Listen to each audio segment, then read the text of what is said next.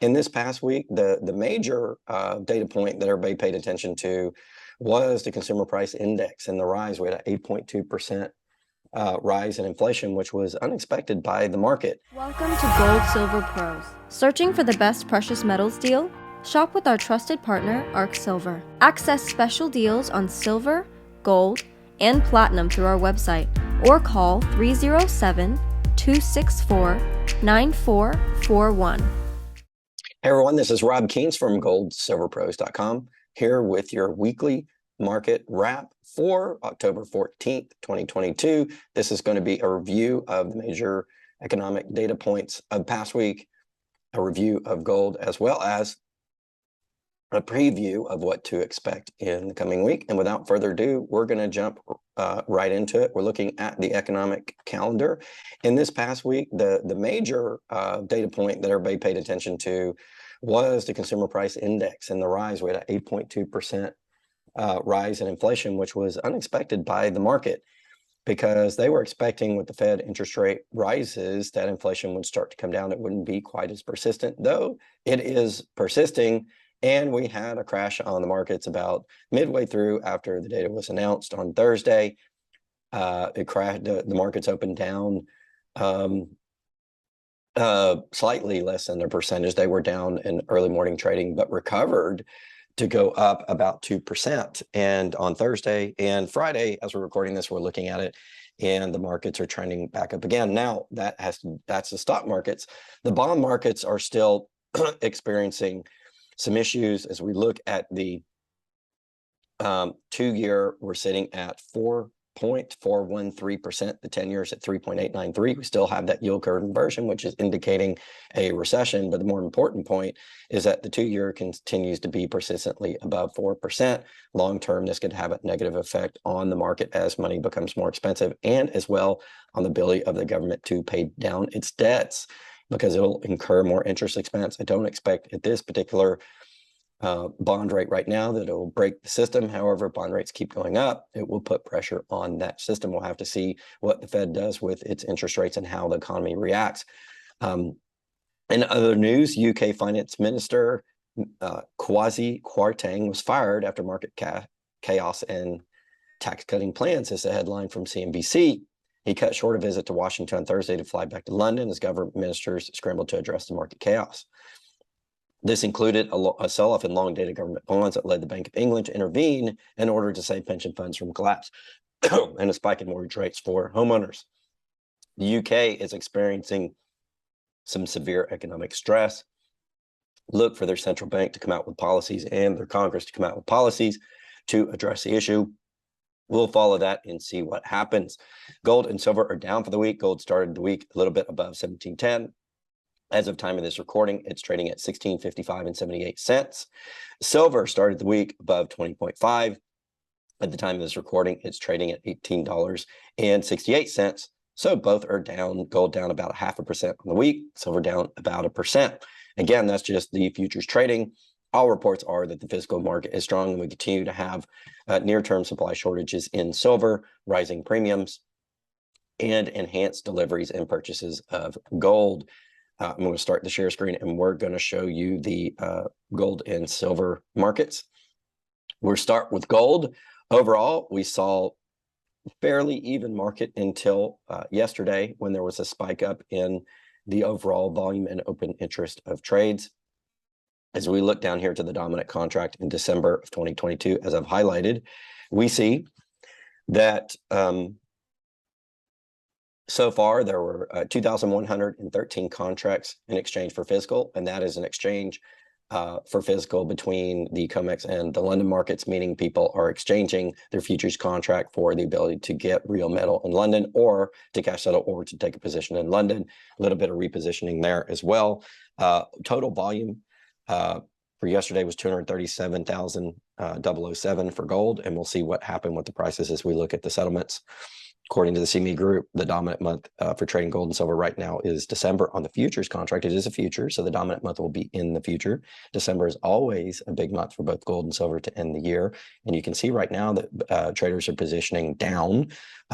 Gold was down, traded down $0.50 yesterday on volume of 237,000 to settle at 1672. As we look at the week, we go back to Wednesday. As you see here in December on this line, we were down $8.50 on contract volume 132,761, and that continued throughout the week. And that's why the spot price of gold is falling, because it's determined right here. You can see the prices right here from the CME group on what's trading on the COMEX. Moving over to silver, similar situation in silver, a little bit of spike up on the 13th. That was mostly shorted volume, as we can see. Exchange for physical had 1,155 contracts of 5,000 ounce silver, meaning people were arbitraging between the United States and UK markets, perhaps to take delivery of physical off of the UK markets, or just to do a paper for paper arbitrage play, which is possible with the EFPs. Moving over to settlements, we can see yesterday on the December contract that silver settled down 20 cents to close at 18,918 on the strength of 74,151 contracts. Moving over back to Wednesday's data, you can see that silver traded down about 55 cents on the strength of 58,640 contracts. Again, you can see why the prices are coming down, because they're determined by the derivative trade, not necessarily the physical trade. Let's take a look at the commitment of traders report. This is the positions that the traders take that we see in the charts over here. So all of the settlements that are occurring, all this movement in the trade is reflecting commitment traders. This is as of October 4th, 2022. The data is behind, as I've mentioned. It's usually a week to 10 days behind from the CFTC as they gather and publish the data. So we're taking a look back, but it explains what happened a week ago. And we look at silver and gold, and the first thing we look at are the positions, and we start with the swap dealers. The swap dealers added 5,602 contracts short, so they moved a little bit more short for the week prior, having them close at a net long position of about 11,200 contracts. So they're still net long. The bullion banks are, I consider them to be the smart money most of the time. And so what that means is we expect the silver price to rise because they're net long. Of course, the producer merchants are short because they're hedging their downside price risk, especially the producers as they sell the metal. Merchants probably have most of the net long positions, not much to report there. The managed money did something astounding. I think the managed money may be watching these reports every week, because what happened is the managed money usually takes the opposite side of the bullion banks, and the bullion banks are being experienced in this market more than the managed money usually win that trade. That's why I call the swap dealers or the bullion banks the smart money or the sharps. Well, managed money must have picked up on what I was reporting or what they're seeing in the market. And so they dropped 10,000 contracts short and added 3,456 long contracts for a net change of about 13,500, almost 600 contracts to the long side. So they're moving more long. They're still, they're now net long in silver, 37,885 to 32,000 short. So they're now net long 5,000 contracts. They're emulating the swap dealers. Again, I think they're watching the report. They're getting smart. So who took the shorts? Well, the other reportables are still net long about 4,000 contracts, but they did drop 1,500 from the long side and add 4,200 from the short side. So I think the family offices and wealthy individuals, which fit under this other reportable category on the chart COT report from CFTC, are essentially going more short. So some of the smart individual and family office money believes that silver will continue to move down. That's probably because of recent price action. We'll have to see what will continue to occur. As we look at gold here, also for Friday, October 4th, looking back at the previous week's data, we see a change here in gold as well. We see that the swap dealers actually reduced their net long position by 2,800 contracts and added net short position 25,000 contracts. So I'm expecting the gold price to continue to fall a bit. Of course, this is backward data, so this is actually data that I just explained to you happened the past week. But if this trend continues and they continue to add more shorts, I would continue to expect downward price pressure in gold, because this is actually how price is determined, or the positions on the COMEX, which is reflected in the COT report. We're actually seeing who caused the price to fall in the data I just showed you, because that's how the spot price is determined. It's not determined by the physical trade. It's determined by the derivative markets here in the US. And of course, in gold, we continue to have more shorts than longs because the producers are hedging their downside price risk. And the managed money, they reduced their short position in gold 27,584 contracts and went net long 8,635 for a net change of about 36,000 contracts to the upside. That's an astounding move. If you look at what's happening, the managed money, if they did it one more week, would be net long on gold while the swap dealers are going short. So I expect the gold price to continue to fall if that trend follows. The other reportables didn't have much movement, 175 additional long contracts, 90 additional short. Net went additional net long just a little bit. If we look at the ETF scene, specifically SPDR in gold and SLV in silver, which I'll get to in a minute, as well as some of the others, you can see that there was a sell-off in the actual physical inventories. Here are the COMEX numbers up here.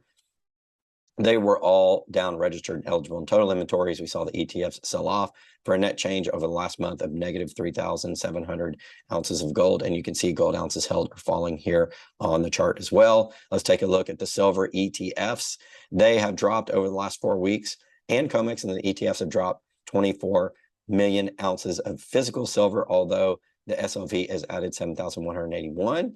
That, however, is a drop from last week's 4-week data, which means they lost 5 million ounces in the last week. COMEX, you can see, is bleeding with all the red. Net silver is falling. Overall, net silver total ounces held have fallen. Now, we still have lots of ounces available, 1.4 billion ounces across the ETFs and COMEX. The question is, how much of those are actually in registered or in liquid categories that aren't already owned? You have to subtract out this eligible category for COMEX, at least 5 million ounces of silver, because that's private storage. The CME Group has actually come out and said that. And so we still see the inventories draining in both gold and silver, meaning the physical trade is still very strong. So while we see weakness in the derivative markets because they're trading what they think the metals will be in the future, and I can see their opinion being that the metals would be going down because the markets have rebounded even on negative news in the economy, I expect there to be some downward price pressure in silver and gold going forward. But again, I'm still counting on the weakening economic data to boost gold and silver over the medium to long term. And I expect a love trade in the physical side of the gold and silver markets as people buy physical overseas for the various ceremonies and dowries. Will continue to put additional pressure on physical, but we won't see a big upside move in gold and silver until one of two things happen, or both happen at the same time. We have a shortage condition, the physical metal, that would be more rapidly approaching for silver than gold. There's still a lot of above ground gold available because it doesn't get as used much industrially until somebody big comes in and starts buying up big amounts of gold, like the central banks or sovereigns or very wealthy individuals. I do not believe that we're going to have a shortage condition in gold. So what else could cause them to move up? Well, additional geopolitical concerns, additional pressure on world economies. We talked about the UK economy and the US economy. Even though the US markets moved up, it was on negative economic data. I think that's a euphoric bump that's not supported by the data and probably will come back down. But we'll track that as the weeks go on, as the year progresses, to see what happens there. I'm still bullish on gold and silver. And as we look next week, we want to take a look at the economic data that's coming out. Going back to the economic calendar next week, we have a lot of what I call boots on the ground or close to the surface type of statistics. We have the New York Manufacturing Index. It's called the Empire State Manufacturing Index, Industrial Production Index, Capacity Utilization Index, NAHB Home Builders Index, Building Permits, Housing Starts, Beige Book, and then we have jobs data, initial jobless claims, continuing jobless claims, Philadelphia Fed Manufacturing Index, existing home sales, so on and so forth. A lot of economic data coming out next week, and it's in real stuff, real fiscal stuff, real things that are going on, manufacturing and things like that. This will be a big week to tell us how the economy is actually doing. If a lot of those numbers miss, we could expect to see the broad market sell off and gold and silver to rise. We'll see what happens. It is quite possible that we have a little bit of reversal in gold and silver as that news comes out in the economy. We will track it right here for you. That's going to do it for this week's weekly market wrap up. Thank you so much for paying attention. We will see you guys next week.